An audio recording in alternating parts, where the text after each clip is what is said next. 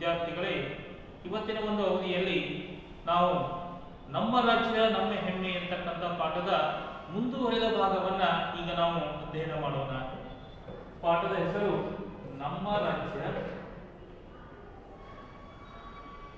ನಮ್ಮ ಹೆಮ್ಮೆ. ಹಾಗಾದರೆ ಈಗಾಗಲೇ ನೀವು ಈ ನಮ್ಮ ಕರ್ನಾಟಕ ರಾಜ್ಯದ ಸ್ವಾಭಾವಿಕ ವಿಭಾಗಗಳ ಕುರಿತು ಹಿಂದಿನ ಒಂದು ಅವಧಿಯಲ್ಲಿ ಅಧ್ಯಯನವನ್ನ ಮಾಡಿದಿರಿ. ಅದರ ಒಂದು ಮುಂದುವರೆದ ಭಾಗವನ್ನ ನಾವು ಈಗ ಅಧ್ಯಯನ ಮಾಡೋಣ. ಹಾಗಾದರೆ ಆ ಒಂದು ಘಟಕದ ಹೆಸರು ಏನು ಅಂತಂದ್ರೆ ಪ್ರೇಕ್ಷಣೀಯ ಸ್ಥಳಗಳು ಅಂತ ಹೇಳಿ ಅದನ್ನ ಕರೀತಾ ಇದ್ದಾರೆ. ಪ್ರೇಕ್ಷಣೀಯ ಸ್ಥಳಗಳು. ಹಾಗಾದರೆ ನಮ್ಮ ಕರ್ನಾಟಕ ರಾಜ್ಯದಲ್ಲಿ ಹಲವಾರು ಪ್ರೇಕ್ಷಣೀಯ ಸ್ಥಳಗಳು ಅಂತಕ್ಕಂಥವು ಇರ್ತಕ್ಕಂಥದ್ದನ್ನ ನಾವು ಕಾಣ್ತಾ ಇದ್ದೀವಿ. ಹಲವಾರು ಪ್ರೇಕ್ಷಣೀಯ ಸ್ಥಳಗಳು ಇರತಕ್ಕಂಥದ್ದು ನಾವು ಕಾಣ್ತಾ ಇದ್ದೀವಿ. ಹಾಗಾದ್ರೆ ಪ್ರೇಕ್ಷಣೀಯ ಸ್ಥಳಗಳು ಅಂದ್ರೆ ಯಾವುಗಳಿಗೆ ನಾವು ಕರಿಬೇಕು? ಪ್ರತಿ ವರ್ಷ ಶಾಲೆಯಲ್ಲಿ ಏನ್ ಮಾಡ್ತಾ ಇದ್ದಾರಪ್ಪ ಅಂದ್ರೆ ಶಿಕ್ಷಕರು ನವೆಂಬರ್ ತಿಂಗಳು ಅಥವಾ ಡಿಸೆಂಬರ್ ತಿಂಗಳು ಬಂತು ಅಂತಂದ್ರೆ ಎಲ್ಲ ವಿದ್ಯಾರ್ಥಿಗಳನ್ನ ಕರೆದುಕೊಂಡು ಶೈಕ್ಷಣಿಕ ಪ್ರವಾಸಕ್ಕೆ ಹೋಗ್ತಾ ಇರತಕ್ಕಂಥದ್ದನ್ನ ನಾವು ಕಾಣ್ತಾ ಇದ್ದೀವಿ.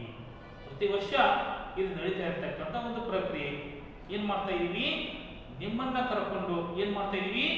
ಹಲವಾರು ಐತಿಹಾಸಿಕ ಸ್ಥಳಗಳ ವೀಕ್ಷಣೆಗಾಗಿ ಕರ್ಕೊಂಡು ಹೋಗ್ತಾ ಇದೀವಿ. ಜೊತೆಗೆ ಪ್ರೇಕ್ಷಣೀಯ ಸ್ಥಳಗಳನ್ನು ಕೂಡ ನೋಡ್ಲಿಕ್ಕೆ ಕರೆದುಕೊಂಡು ಹೋಗ್ತಾ ಇದ್ದೀವಿ. ಅದಕ್ಕಾಗಿನೇ ಅದಕ್ಕೆ ಅಂತ ಕರೀತಾ ಇದ್ದಾರೆ ಶೈಕ್ಷಣಿಕ ಪ್ರವಾಸ ಅಂತೇಳಿ ಕರೀತಾ ಇದ್ದಾರೆ. ಹಾಗಾದರೆ ಮಕ್ಕಳೇ, ನಮ್ಮ ರಾಜ್ಯದಲ್ಲಿ ಕೂಡ ಹಲವಾರು ಪ್ರೇಕ್ಷಣೀಯ ಸ್ಥಳಗಳು ಇರತಕ್ಕಂಥದ್ದನ್ನ ನಾವು ಕಾಣ್ತಾ ಇದ್ದೀವಿ. ಅದನ್ನ ನೋಡಲಿಕ್ಕೆ ಪ್ರತಿ ವರ್ಷ ದೇಶ ವಿದೇಶಗಳಿಂದ ಪ್ರವಾಸಿಗರು ಏನ್ ಮಾಡ್ತಾ ಇದ್ದಾರೆ? ನಮ್ಮ ರಾಜ್ಯಕ್ಕೆ ಭೇಟಿಯನ್ನು ಕೊಡ್ತಾ ಇರತಕ್ಕಂಥದ್ದನ್ನ ನಾವು ಕಾಣ್ತಾ ಇದ್ದೀವಿ.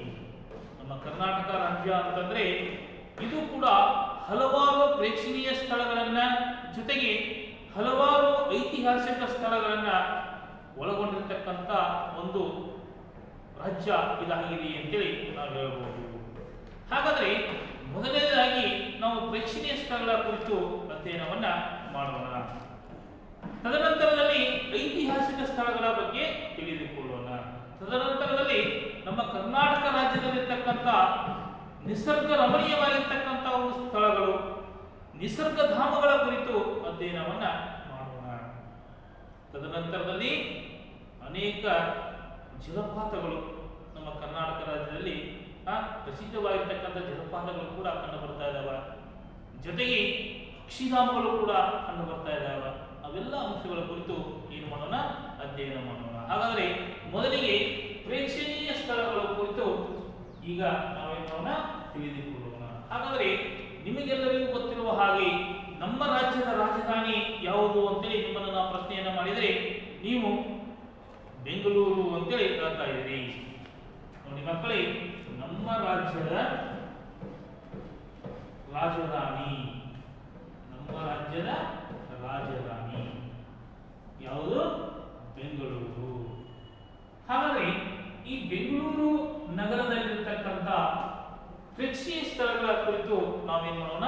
ಈಗ ಅಧ್ಯಯನ ಮಾಡೋಣ. ಹಾಗಾದ್ರೆ ನೀವು ಕೂಡ ಅಲ್ಲಿರ್ತಕ್ಕಂಥ ಅನೇಕ ಸ್ಥಳಗಳ ಒಂದು ಪರಿಚಯ ಅಂತಕ್ಕಂಥದ್ದು ಇರ್ತಾ ಇರತಕ್ಕಂಥದ್ದನ್ನ ನಾವು ನೋಡ್ತಾ ಇದ್ದೀವಿ.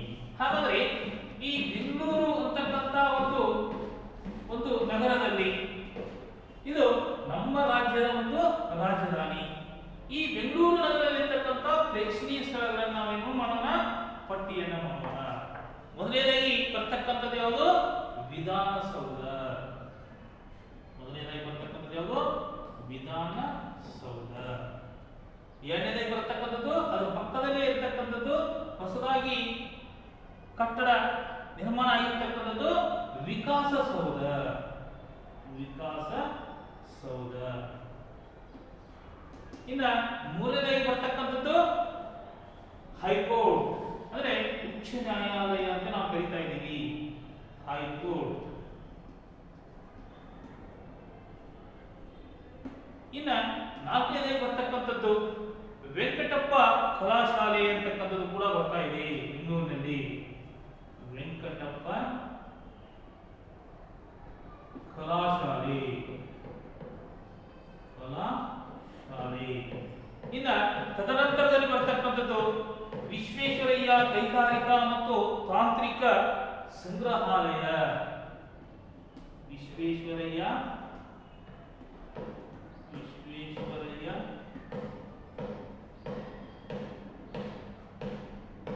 ಕೈಗಾರಿಕಾ ಮತ್ತು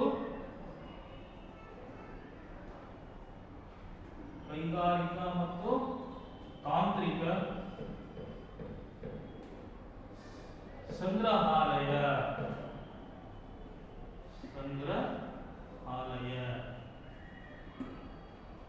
ಇವುಗಳ ಜೊತೆಗೆ ಇನ್ನೂ ಕೂಡ ಪ್ರೇಕ್ಷಣೀಯ ಸ್ಥಳಗಳು ಸಾಕಷ್ಟು ಅದಾವ.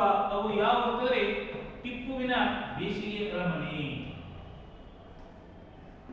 ಟಿಪ್ಪುವಿನ ಬೇಸಿಗೆ ಅರಮನೆ. ಮತ್ತೆ ಅಲ್ಲಿ ಎರಡು ಸುಂದರವಾಗಿರ್ತಕ್ಕಂಥ ಒಂದು ಉದ್ಯಾನವನಗಳು ಕೂಡ ಅಲ್ಲಿ ಇರ್ತಕ್ಕಂಥದ್ದು ನಾವು ಕಾಣ್ತಾ ಇದ್ದೀವಿ. ಇದರ ಜೊತೆಗೆ ಜವಾಹರಲಾಲ್ ನೆಹರು ತಾರಾಲಯ ಅಂತಕ್ಕಂಥದ್ದು ಕೂಡ ಇದೆ.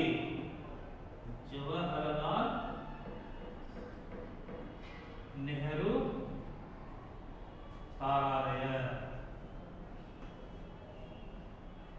ಇದಾದ ನಂತರ ಬರತಕ್ಕಂಥದ್ದು ಲಾಲ್ಬಾಗ್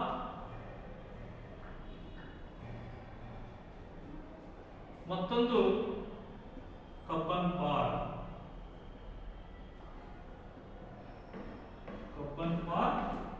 ಉದ್ಯಾನವನಗಳು. ಹೀಗೆ ಈ ಬೆಂಗಳೂರು ಅಂತಕ್ಕಂಥ ಒಂದು ನಗರದಲ್ಲಿ ನಾವು ನೋಡ್ತಾ ಇರತಕ್ಕಂಥ ಪ್ರೇಕ್ಷಣೀಯ ಸ್ಥಳಗಳ ಹೆಸರುಗಳನ್ನು ನಾವು ತಿಳಿದುಕೊಳ್ಳಬೇಕಾಗ್ತದೆ. ನೋಡಿ ಮಕ್ಕಳೇ, ಈಗಾಗಲೇ ನಿಮಗೆ ಗೊತ್ತಿರುವ ಹಾಗೆ ನಮ್ಮ ರಾಜ್ಯದ ರಾಜಧಾನಿ ಹೆಸರು ಬೆಂಗಳೂರು. ಬೆಂಗಳೂರು ನಗರದಲ್ಲಿ ಬರ್ತಕ್ಕಂಥ ಪ್ರೇಕ್ಷಣೀಯ ಸ್ಥಳಗಳ ಹೆಸರುಗಳನ್ನು ನಾವು ಪಟ್ಟಿ ಮಾಡಿದ್ದೀವಿ. ಮೊದಲನೆಯದು ವಿಧಾನಸೌಧ, ಎರಡನೆಯದು ವಿಕಾಸಸೌಧ, ಮೂರನೆಯದು ಹೈಕೋರ್ಟ್, ನಾಲ್ಕನೇದು ವೆಂಕಟಪ್ಪ ಕಲಾಶಾಲೆ, ಐದನೇದು ವಿಶ್ವೇಶ್ವರಯ್ಯ ಕೈಗಾರಿಕಾ ಮತ್ತು ತಾಂತ್ರಿಕ ಸಂಗ್ರಹಾಲಯ, ಆರನೇದು ಟಿಪ್ಪುವಿನ ಬೇಸಿಗೆ ಅರಮನೆ, ಏಳನೇದು ಜವಾಹರಲಾಲ್ ನೆಹರು ತಾರಾಲಯ, 8 ಲಾಲ್ಬಾಗ್ ಉದ್ಯಾನವನ, 9 ಕಬ್ಬನ್ ಪಾರ್ಕ್ ಉದ್ಯಾನವನ. ಹೀಗೆ ನಾವು ಬೆಂಗಳೂರು ಅಂತಕ್ಕಂಥ ಒಂದು ನಗರವನ್ನ ನಾವು ತೆಗೆದುಕೊಂಡಂತಹ ಸಂದರ್ಭದಲ್ಲಿ ಅಲ್ಲಿ ನೋಡತಕ್ಕಂಥ ಪ್ರೇಕ್ಷಣೀಯ ಸ್ಥಳಗಳು ಇವೆಲ್ಲವೂ ಕೂಡ. ಹಾಗಾದ್ರೆ ನೀವು ಯಾವಾಗಲಾದರೂ ಕೂಡ ಬೆಂಗಳೂರು ನಗರಕ್ಕೆ ಭೇಟಿಯನ್ನು ಕೊಟ್ಟಿದ್ದೀಯಾದರೆ ನೀವು ಅಲ್ಲಿ ಇವೆಲ್ಲ ಸ್ಥಳಗಳನ್ನು ವೀಕ್ಷಣೆ ಮಾಡಬಹುದು. ಅಲ್ಲಿರ್ತಕ್ಕಂಥ ಒಂದು ಸೌಂದರ್ಯವನ್ನ, ಅಲ್ಲಿ ಯಾವ ಯಾವ ಒಂದು ಉದ್ದೇಶಗಳಿಗಾಗಿ ಇವೆಲ್ಲ ಕಟ್ಟಡಗಳ ನಿರ್ಮಾಣ ಮಾಡಿದ್ದಾರೆ, ಅವುಗಳನ್ನು ಯಾರು ನಿರ್ಮಾಣ ಮಾಡಿದರು, ಇವೆಲ್ಲ ಅಂಶಗಳ ಕುರಿತು ನೀವೇನು ಮಾಡಬಹುದು, ತಿಳಿದುಕೊಳ್ಳಲಿಕ್ಕೆ ಕೂಡ ಅವಕಾಶಗಳಿದ್ದಾವ ಅಂತಕ್ಕಂಥದ್ದನ್ನ ನಾವು ತಿಳಿದುಕೊಳ್ಳಬೇಕಾಗ್ತದೆ. ಹಾಗಾದ್ರೆ ಇನ್ನ ಎರಡನೇದಾಗಿ ಬರ್ತಕ್ಕಂಥ ಒಂದು ಸ್ಥಳ ಯಾವುದಂದ್ರೆ ಮೈಸೂರು. ಮಕ್ಕಳೇ, ಮೈಸೂರು ಅಂದ ತಕ್ಷಣ ನಿಮ್ಮ ನೆನಪಿಗೆ ಬರ್ತಕ್ಕಂಥದ್ದು ಅಲ್ಲಿ ಪ್ರತಿ ವರ್ಷ ಆಚರಣೆ ಮಾಡ್ತಾ ಇರ್ತಕ್ಕಂಥ ನಾಡ ಹಬ್ಬ ಯಾವುದು, ದಸರಾ ಅಂತಕ್ಕಂಥದ್ದು ನಿಮ್ಮ ನೆನಪಿಗೆ ಬರ್ತಾ ಇರ್ತಕ್ಕಂಥದ್ದನ್ನ ನಾವು ಕಾಣ್ತಾ ಇದ್ದೀವಿ. ಮೈಸೂರಿನಲ್ಲಿ ನಾವು ನೋಡ್ತಾ ಇರ್ತಕ್ಕಂಥ ಒಂದು ಸ್ಥಳಗಳು ಯಾವ್ಯಾವ, ಅಲ್ಲಿ ಇರ್ತಕ್ಕಂಥ ಪ್ರೇಕ್ಷಣೀಯ ಸ್ಥಳಗಳು, ಮೈಸೂರಿನಲ್ಲಿ ಇರ್ತಕ್ಕಂಥ ಒಂದು ಪ್ರೇಕ್ಷಣೀಯ ಸ್ಥಳಗಳ ಹೆಸರುಗಳನ್ನು ನಾವು ಪಟ್ಟಿ ಮಾಡಬೇಕು ಅಂತಂದ್ರೆ ಅಲ್ಲಿ ಪ್ರಮುಖವಾಗಿರ್ತಕ್ಕಂಥ ಆಕರ್ಷಣೆ ಯಾವುದಂದ್ರೆ ಅರಮನೆ. ಇದನ್ನು ಕೂಡ ಪ್ರತಿ ವರ್ಷ ದೇಶ ವಿದೇಶಗಳಿಂದ ಪ್ರವಾಸಿಗರು ಈ ಮೈಸೂರಿನಲ್ಲಿರ್ತಕ್ಕಂಥ ಒಂದು ಅರಮನೆಯನ್ನ ವೀಕ್ಷಣೆ ಮಾಡಲಿಕ್ಕೆ ಬರ್ತಾ ಇರತಕ್ಕಂಥದ್ದು ನಾವು ಕಾಣ್ತಾ ಇದ್ದೀವಿ. ಇನ್ನು ಎರಡನೇದಾಗಿ ಬರ್ತಕ್ಕಂಥದ್ದು ಚಾಮುಂಡಿ ಬೆಟ್ಟ.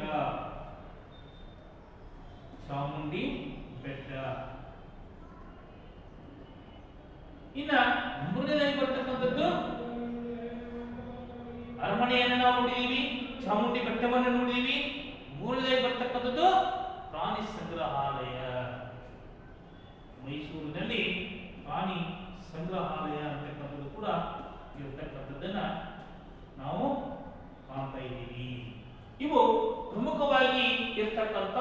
ಪ್ರೇಕ್ಷಣೀಯ ಸ್ಥಳಗಳು. ಇವು ಮೈಸೂರಿನಲ್ಲಿ ಕಂಡು ಬರ್ತಾ ಇದ್ದಾವ. ಮೈಸೂರು ಪ್ಯಾಲೇಸ್ ಅಂತ ಕರೀತಾ ಇದ್ದಾರೆ ಇಂಗ್ಲಿಷ್ನಲ್ಲಿ. ಬಹಳ ಒಂದು ಪ್ರಾಚೀನ ಕಾಲದಲ್ಲಿ ಈ ಮೈಸೂರು ಒಡೆಯರು ಅಂತಕ್ಕಂಥ ಒಂದು ಮನೆತನ ಈ ಒಂದು ಪ್ರದೇಶವನ್ನು ಆಳ್ತಾ ಇತ್ತು. ಆ ಒಂದು ಕಾಲಕ್ಕೆ ಸಂಬಂಧಪಟ್ಟಿರ್ತಕ್ಕಂಥ ಹಲವಾರು ವಿಷಯಗಳ ಕುರಿತು ಆ ಅರಮನೆಯಿಂದ ನಾವು ತಿಳಿದುಕೊಳ್ಳಲಿಕ್ಕೆ ಸಾಧ್ಯ ಇದೆ. ಇನ್ನ ಎರಡನೇದು ಬರ್ತಕ್ಕಂಥದ್ದು ಚಾಮುಂಡಿ ಬೆಟ್ಟ. ಅಲ್ಲಿ ಕೂಡ ಪ್ರಸಿದ್ಧವಾಗಿರ್ತಕ್ಕಂಥ ಚಾಮುಂಡೇಶ್ವರಿ ದೇವಾಲಯ ಇರತಕ್ಕಂಥದ್ದು ನಾವು ಕಾಣ್ತಾ ಇದೀವಿ. ಮತ್ತು ಇನ್ನು ಮೂರನೇದಾಗಿ ಬರ್ತಕ್ಕಂಥದ್ದು ಪ್ರಾಣಿ ಸಂಗ್ರಹಾಲಯ. ಇದು ಮಕ್ಕಳಿಗೆ ಬಹಳ ಇಷ್ಟವಾಗಿರತಕ್ಕಂಥ ಒಂದು ಸ್ಥಳ. ಯಾಕಂದ್ರೆ ಅಲ್ಲಿ ಅನೇಕ ವಿಧದ ಹಾವುಗಳು ಕೂಡ ಅಲ್ಲಿ ಇರತಕ್ಕಂಥದ್ದು ನಾವು ಕಾಣ್ತಾ ಇದೀವಿ. ಅನೇಕ ವನ್ಯಜೀವಿಗಳು, ಹುಲಿ ಇರ್ಬೋದು, ಆನೆ ಇರ್ಬೋದು, ಸಿಂಹ ಇರಬಹುದು, ಹೀಗೆ ಹಲವು ವನ್ಯಜೀವಿಗಳು ವಾಸವಾಗಿರ್ತಕ್ಕಂಥ ಒಂದು ಸ್ಥಳ ಆಗಿರ್ತದ. ಹಲವು ವಿಧದ ಗಿಳಿಗಳನ್ನು ನಾವು ಕಾಣ್ತಾ ಇದ್ದೀವಿ, ಗುಬ್ಬಿಗಳನ್ನು ನಾವು ಕಾಣ್ತಾ ಇದ್ದೀವಿ. ಎಲ್ಲ ವಿಧದ ಒಂದು ಪ್ರಾಣಿ ವರ್ಗವನ್ನ, ಪಕ್ಷಿ ವರ್ಗವನ್ನ ಆ ಒಂದು ಪ್ರಾಣಿ ಸಂಗ್ರಹಾಲಯದಲ್ಲಿ ನಾವೇನ್ ಮಾಡ್ತಾ ಇದ್ದೀವಿ, ನೋಡ್ತಾ ಇದ್ದೀವಿ. ಹೀಗಾಗಿ ಈ ಒಂದು ಸ್ಥಳ ಮೈಸೂರಿನ ಒಂದು ಅರಮನೆ ಇರಬಹುದು, ಚಾಮುಂಡಿ ಬೆಟ್ಟ ಇರಬಹುದು, ಪ್ರಾಣಿ ಸಂಗ್ರಹಾಲಯ ಇರಬಹುದು. ಇವು ಮೂರು ಮೈಸೂರಿನಲ್ಲಿ ನಾವು ನೋಡಬೇಕಾಗಿರತಕ್ಕಂಥ ಅತಿ ಪ್ರಮುಖವಾಗಿರ್ತಕ್ಕಂಥ ಪ್ರೇಕ್ಷಣೀಯ ಸ್ಥಳಗಳು ಅಂತೇಳಿ ನಾವು ಅವುಗಳನ್ನು ಕರೀತಾ ಇದ್ದೀವಿ. ಈಗಾಗಲೇ ನಿಮಗೆ ಗೊತ್ತಿರುವ ಹಾಗೆ ಪ್ರತಿ ವರ್ಷ ಅಕ್ಟೋಬರ್ ತಿಂಗಳಲ್ಲಿ ಈ ದಸರಾ ಉತ್ಸವ ಅಂತಕ್ಕಂಥದ್ದು ಮೈಸೂರಿನಲ್ಲಿ ಜರುಗ್ತಾ ಇರತಕ್ಕಂಥದ್ದು ನಾವು ಕಾಣ್ತಾ ಇದ್ದೀವಿ. ಅದು ಜಗದ್ವಿಖ್ಯಾತಿಯನ್ನು ಪಡೆದುಕೊಂಡಿರ್ತಕ್ಕಂಥ ಒಂದು ನಾಡ ಹಬ್ಬ ಅದಾಗಿರ್ತಕ್ಕಂಥದ್ದನ್ನ ನಾವು ಕಾಣ್ತಾ ಇದ್ದೀವಿ. ಹಾಗಾದ್ರೆ ಇನ್ನು ಮುಂದೆ ಬರ್ತಕ್ಕಂಥ ಒಂದು ಅಂಶ, ಈಗಾಗಲೇ ನಾವು ಪ್ರೇಕ್ಷಣೀಯ ಸ್ಥಳಗಳ ಕುರಿತು ಅಧ್ಯಯನವನ್ನು ಮಾಡಿದ್ದೀವಿ. ಮೊದಲನೇದಾಗಿ ಬೆಂಗಳೂರು, ಎರಡನೇದಾಗಿ ಮೈಸೂರು. ಇನ್ನ ಮುಂದೆ ಬರ್ತಕ್ಕಂಥ ಒಂದು ಅಂಶ ಏನು ಅಂತಂದ್ರೆ ಐತಿಹಾಸಿಕ ಸ್ಥಳಗಳು ಅಂತೇಳಿ ಕರೀತಾ ಇದ್ದಾರೆ. ಐತಿಹಾಸಿಕ ಸ್ಥಳಗಳು, ಐತಿಹಾಸಿಕ ಸ್ಥಳಗಳು. ಹಾಗಾದ್ರೆ ಈ ಐತಿಹಾಸಿಕ ಸ್ಥಳಗಳು ಅಂದ್ರೆ ನಾವು ಯಾವುಗಳಿಗೆ ಕರೀಬೇಕು ಅಂದ್ರೆ ಇತಿಹಾಸಕ್ಕೆ ಸಂಬಂಧಪಟ್ಟಿರ್ತಕ್ಕಂಥ ಒಂದು ಮಹತ್ವವಾದ ಸ್ಥಳಗಳಿಗೆ, ಇತಿಹಾಸಕ್ಕೆ ಸಂಬಂಧಿಸಿದ ಮಹತ್ವವಾದ ಸ್ಥಳಗಳನ್ನು ನಾವೇನಂತ ಕರಿತಾ ಇದ್ದೀವಿ, ಐತಿಹಾಸಿಕ ಸ್ಥಳಗಳು ಅಂತೇಳಿ ನಾವು ಕರೀತಾ ಇದ್ದೀವಿ. ಇವು ನಮಗೆ ಪ್ರಾಚೀನ ಕಾಲದಲ್ಲಿ ಆಗಿರತಕ್ಕಂಥ ಒಂದು ವಿಷಯಗಳ ಕುರಿತು, ಆ ಘಟನೆಗಳ ಕುರಿತು ಏನ್ ಮಾಡ್ತಾ ಇದ್ದಾವ, ವಿವರಣೆಯನ್ನು ನೀಡ್ತಾ ಇದ್ದಾವ. ಅದಕ್ಕಾಗಿ ಈ ಐತಿಹಾಸಿಕ ಸ್ಥಳಗಳು ಅಂತಕ್ಕಂಥವು ಬಹಳಷ್ಟು ಪ್ರಸಿದ್ಧಿಯನ್ನ ಪಡ್ಕೊಂಡಿರ್ತಕ್ಕಂಥದ್ದನ್ನ ನಾವು ಕಾಣ್ತಾ ಇದ್ದೀವಿ. ಅದರಲ್ಲಿ ಮೊದಲನೇದಾಗಿ ಬರ್ತಕ್ಕಂಥದ್ದು ನಮ್ಮ ರಾಜ್ಯದಲ್ಲಿರ್ತಕ್ಕಂಥ ಅತಿ ಪ್ರಮುಖವಾಗಿರ್ತಕ್ಕಂಥ ಒಂದು ಐತಿಹಾಸಿಕ ಸ್ಥಳ ಯಾವುದು ಅಂತಂದ್ರೆ ಹಂಪಿ ಅಂತೇಳಿ ನಾವು ಹೇಳ್ತಾ ಇದ್ದೀವಿ. ಯಾವುದು? ಹಂಪಿ. ಹಾಗಾದ್ರೆ ಈ ಹಂಪಿ ಅಂದ ತಕ್ಷಣ ಈ ಒಂದು ಹಂಪಿಯನ್ನ ಪ್ರಾಚೀನ ಕಾಲದಲ್ಲಿ ಈ ವಿಜಯನಗರ ಸಾಮ್ರಾಜ್ಯ ಅಂತಕ್ಕಂಥದ್ದು ಆಳ್ವಿಕೆಯನ್ನು ಮಾಡಿರ್ತಕ್ಕಂಥದ್ದು ನಾವು ಕಾಣ್ತಿದ್ದೀವಿ. ಇದು ಬಳ್ಳಾರಿ ಜಿಲ್ಲೆಯಲ್ಲಿ ಇರ್ತಕ್ಕಂಥ ಒಂದು ಸ್ಥಳ. ಬಳ್ಳಾರಿ ಜಿಲ್ಲೆಯಲ್ಲಿ ಇರ್ತಕ್ಕಂಥ ಒಂದು ಸ್ಥಳ ಯಾವುದು? ಹಂಪಿ ಅಂತಕ್ಕಂಥದ್ದು. ಹಾಗಾದ್ರೆ ಈ ಒಂದು ಐತಿಹಾಸಿಕ ಸ್ಥಳ ಇಲ್ಲಿ ಇರ್ತಕ್ಕಂಥ ಒಂದು ನಾವು ನೋಡ್ತಕ್ಕಂಥ ಒಂದು ಯಾವುದು ಒಂದು ಸುಂದರವಾಗಿರ್ತಕ್ಕಂಥ ಕಲ್ಲಿನ ರಥವನ್ನ ಆ ಹಂಪಿಯಲ್ಲಿ ನಾವು ನೋಡ್ತಾ ಇದ್ದೀವಿ. ಇದು ಬಳ್ಳಾರಿ ಜಿಲ್ಲೆಯಲ್ಲಿರ್ತಕ್ಕಂಥದ್ದು. ಅಲ್ಲಿ ಸುಂದರವಾಗಿರ್ತಕ್ಕಂಥ ಒಂದು ಕಲ್ಲಿನ ರಥವನ್ನು ನಾವು ಅಲ್ಲಿ ನೋಡ್ತಾ ಇದ್ದೀವಿ. ಐತಿಹಾಸಿಕ ಒಂದು ರಥ ಅಲ್ಲಿ ಇರ್ತಕ್ಕಂಥದ್ದನ್ನ ನಾವು ಕಾಣ್ತಾ ಇದ್ದೀವಿ. ಹಾಗಾದ್ರೆ ಈ ಹಂಪಿ ಅಂತಕ್ಕಂಥದ್ದು ವಿಜಯನಗರ ಸಾಮ್ರಾಜ್ಯ ಆಗ್ತಾ ಇರ್ತಕ್ಕಂಥ ಒಂದು ಸಮಯದಲ್ಲಿ ಇದು ರಾಜಧಾನಿಯಾಗಿತ್ತು ಅಂತೇಳಿ ಹೇಳ್ತಾ ಇದ್ದಾರೆ. ಇಲ್ಲಿ ಇರ್ತಕ್ಕಂಥ ಒಂದು ಶಿಲ್ಪಕಲೆ ಅಂತಕ್ಕಂಥದ್ದು ವಿಶ್ವ ಪ್ರಸಿದ್ಧಿಯನ್ನು ಪಡೆದುಕೊಂಡಿರ್ತಕ್ಕಂಥ ಒಂದು ಶಿಲ್ಪಕಲೆ ಇದಾಗಿದೆ ಅಂತೇಳಿ ಹೇಳ್ತಾ ಇದ್ದಾರೆ. ಹಾಗಾದ್ರೆ ಇಲ್ಲಿ ಪ್ರಸಿದ್ಧವಾಗಿರ್ತಕ್ಕಂಥ ಕಲ್ಲಿನ ರಥವನ್ನು ನಾವು ನೋಡಿದ ನಂತರ ಅಲ್ಲಿ ಹಲವಾರು ದೇವಾಲಯಗಳು ಕೂಡ ಇರ್ತಕ್ಕಂಥದ್ದು ನಾವು ಕಾಣ್ತಾ ಇದ್ದೀವಿ. ಅಲ್ಲಿ ಅತಿ ಪ್ರಮುಖವಾಗಿರ್ತಕ್ಕಂಥ ಒಂದು ದೇವಾಲಯ ಯಾವಂದ್ರೆ ವಿರೂಪಾಕ್ಷ ದೇವಾಲಯ ಅಂತಕ್ಕಂಥದ್ದು ಹಂಪಿಯಲ್ಲಿ ಇರ್ತಕ್ಕಂಥದ್ದು. ವಿರೂಪಾಕ್ಷ ದೇವಾಲಯ, ವಿರೂಪಾಕ್ಷ ದೇವಾಲಯ, ಹಜಾರ ರಾಮಸ್ವಾಮಿ ದೇವಾಲಯ, ಹಜಾರ ರಾಮಸ್ವಾಮಿ ದೇವಾಲಯ, ಹಜಾರ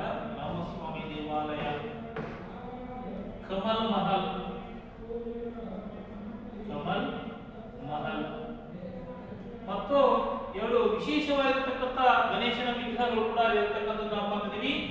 ಸಾಸಿವೆ ಕಾಳು ಗಣೇಶ, ಮತ್ತೊಂದು ಕಡಲೆಕಾಳು ಗಣೇಶ.